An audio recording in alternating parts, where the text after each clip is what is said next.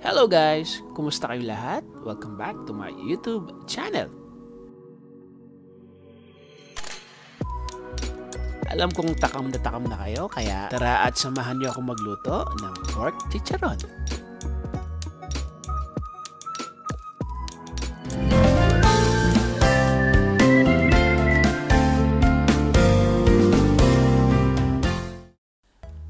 Guys, alam niyo ba na medyo mahaba ang proseso ng paggawa ng chicharon?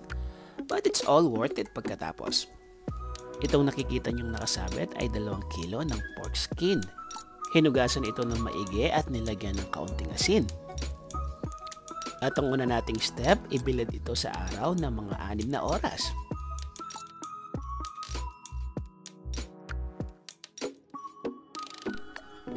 After 6 hours, ganito ang magiging itsura ng ating pork skin. Tingnan nyo guys, para siyang natuyo na nagmamantika.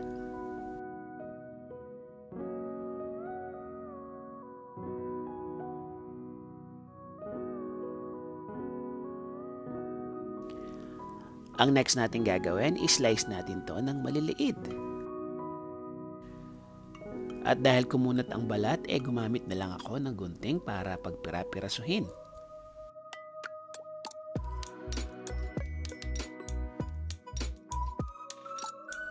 Sa kasirola na may 1 liter cooking oil, ilagay natin ang ating pork skin.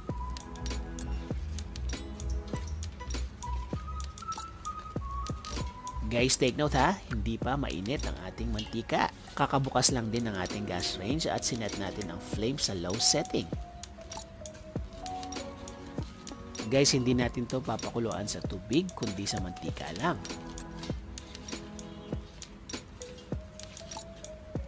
Lulutuin natin to sa mantika sa mahinang apoy ng mga 2.5 hanggang 3 oras.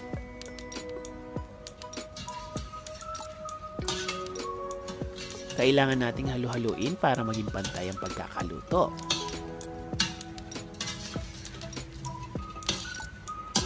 Guys, siya nga pala, kung kayo ay bago sa ating channel, huwag niyong kalimutan mag-subscribe at pakiclick nyo rin yung bell button para sa mga latest updates.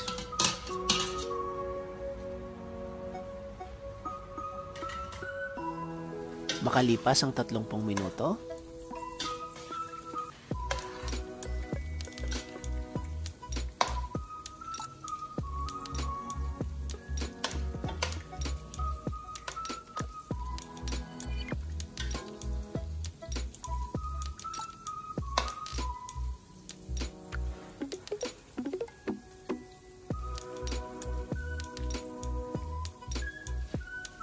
pagkalipas ng 1 oras, ganito na ang itsura ng ating niluluto.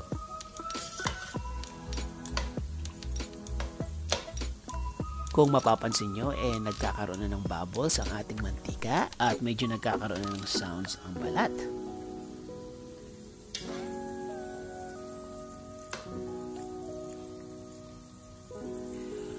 Makalipas ang 1.5 oras,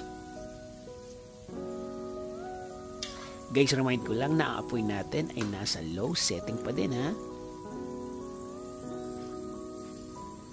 Tignan nyo guys, dumadami na ang mantika.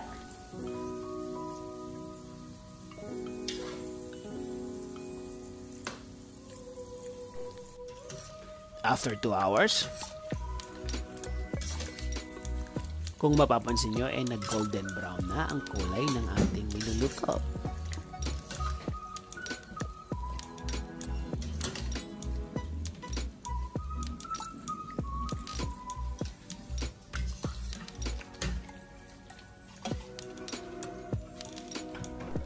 After 2.5 hours, nagsimula nang magputok-putok ang ating balat.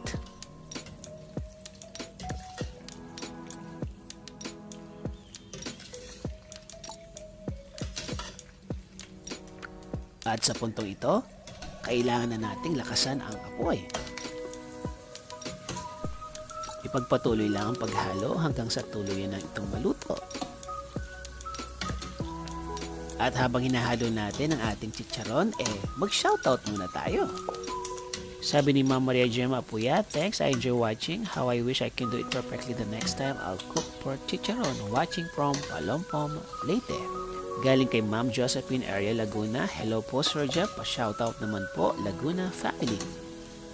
Kay Ma'am Rosario Patilla, sabi niya, hello po Sir Jeff, I'm watching from South Korea. Kay Ma'am Cynthia Santos, thank you sir, may natutunan na naman kami. Galing naman kay Sir Mel Johnson, sabi niya, masarap po sana, kaya lang tagal naman lutuin, pwede may 3 days. Galing kay Ma'am Melanie, sabi niya, hi, watching from Denmark. Shoutout kay Ma'am Marjorie Aguirre, sabi niya, sarap, yummy. Shoutout Migs Alvarez, gustong gusto ang chicharon mo. Shoutout kay Sir Patrick Taitage, sabi niya, hello Hafa Aday, watching from Guam. Galing kay Sir Richie Diretso, tanong lang po, kailangan po ba talagang ibilad sa araw? Pwede ding hindi ibilad sa araw, pero kailangan i-air dry. Pero aabutin to ng mas mahigit sa 6 na oras kung i-air dry natin. Ang gusto nating mangyari ay matuyo ang skin at magmamantika ito bago natin ito lutuin.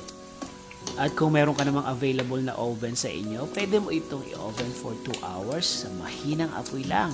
Yan ay option kung ayaw mo maghintay ng 6 na oras sa pagpapabilad sa araw or pag-air dry ng mas matagal na oras. Next na tanong, hindi na po ba papakuluan yan bago ibilad? From Lorna Reyes, Bamban, Tarlac. Hindi na po natin siya papakuluan bago ibilad. Bali, ang gagawin natin papakuluin sa mantika pagkabilad.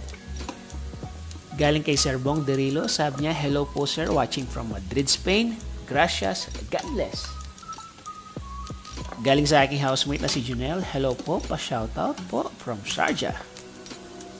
Galing sa aking friend na si Michael Nepomuceno, sabi niya, pa-shoutout sa anak ko kay Amara, watching from Alriga, Dubai.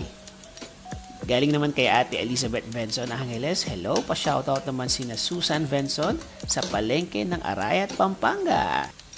Sa inyong lahat guys, maraming salamat po sa lagi niyong panonood. At balikan na natin ang ating niluluto.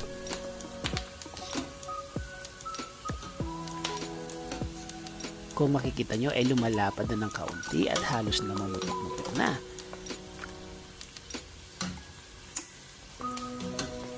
Ang ibig sabihin nito ay halos maluluto na ang ating pork skin.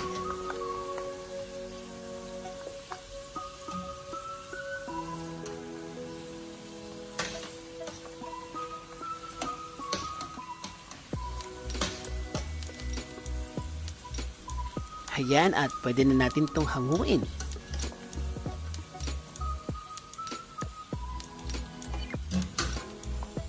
Pagkahango nito, papalamigin lang natin to ng mga 1 oras at pwede na nating i-second fry.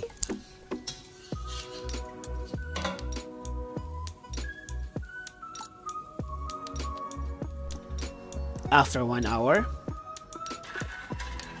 gagamitin lang natin ulit ang mantika at ise-second fry natin ang pork skin.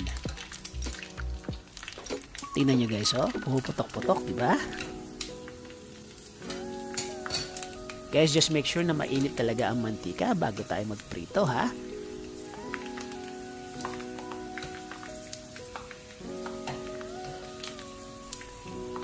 Magluluto lang muna tayo ng konti at yung iba itatabi natin sa ref. At kapag gusto nyo kumain ulit, kumuha lang sa ref at prituhin ulit.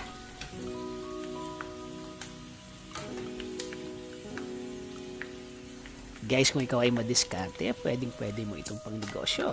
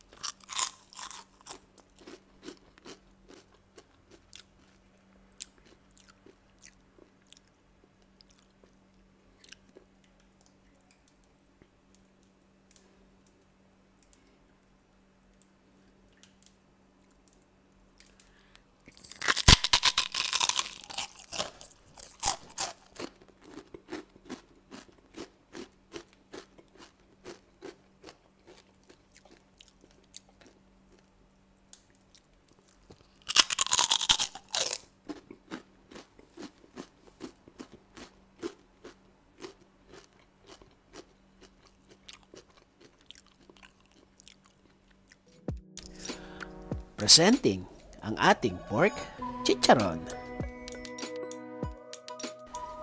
Sana ay nag-enjoy kayo sa panonood at kung nagustuhan nyo po, paki-like na lang po at paki-share na rin po sa inyong mga friends and relatives. Si Jeff Simon po ito at muli, maraming salamat po sa panonood.